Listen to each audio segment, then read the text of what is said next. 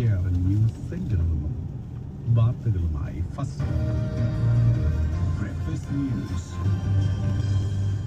പ്രധാന വാർത്തകൾ. യുഎഇയിൽ സ്കൂളുകളിൽ ഇന്നു മുതൽ പ്രവർത്തനം സജീവമാകുന്നു.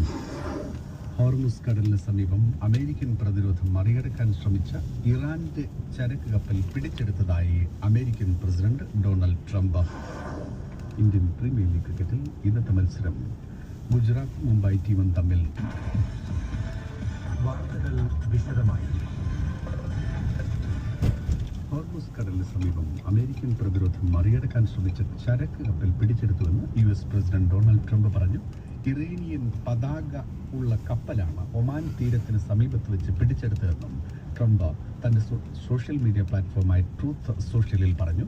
മിസൈൽ പ്രഹരശേഷിയുള്ള അമേരിക്കയുടെ യുദ്ധക്കപ്പലായ USS സ്പ്രുവാൻസ് ഇറാനിയൻ കപ്പലിന് തക്കതായ മുന്നറിയിപ്പ് നൽകി. അവർ അത് ചെവികൊണ്ടില്ല. തുടർന്ന് എഞ്ചിൻ റൂം തുളച്ചുകൊണ്ട് തങ്ങൾക്കതിനെ തടയേണ്ടി വന്നു എന്നാണ് ട്രംപ് അവകാശപ്പെടുന്നത്. അതേസമയം ഇറാനിയൻ കപ്പൽ പിടിച്ചെടുത്തതിൽ അമേരിക്കയ്ക്ക് മറുപടി നൽകുമെന്നായിരുന്നു ഇറാന്റെ പ്രതികരണം. അമേരിക്ക നടത്തിയത് വെടിനിർത്തൽ കരാറിന്റെ ലംഘനമാണ്, കടൽ കൊള്ളയാണ് ഇപ്പോൾ അമേരിക്ക നടത്തിക്കൊണ്ടിരിക്കുന്നത് എന്നാണ് ഇറാൻ പ്രതികരിക്കുകയും ചെയ്തിട്ടുള്ളത്.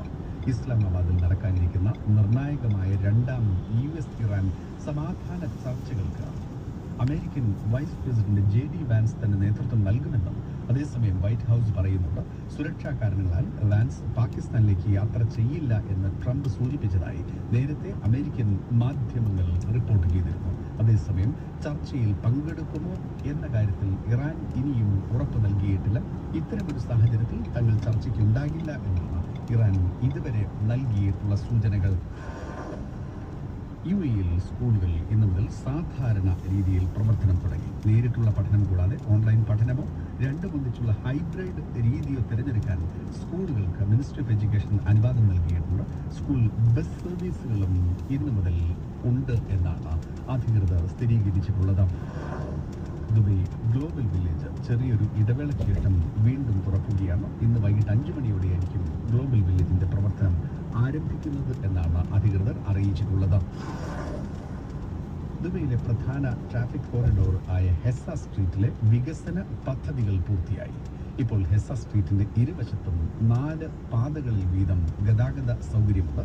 ഇതോടെ യാത്രാ സമയം കുറയുമെന്നും ഈ റോഡിന്റെ വാഹന ശേഷി ഉയരും എന്നുമാണ് RTA അറിയിക്കുന്നത്. ഷെയ്ഖ് സായിദ് റോഡിനും അൽ ഖൈൽ റോഡിനും ഇടയിൽ 4.5 കിലോമീറ്റർ ദൈർഘ്യത്തിലാണ് ഇപ്പോൾ പുതിയ പദ്ധതി കൂടി പൂർത്തിയായത്. ഇതോടെ ഈ വഴിയുള്ള യാത്രാ സമയം 15 മിനിറ്റിൽ നിന്ന്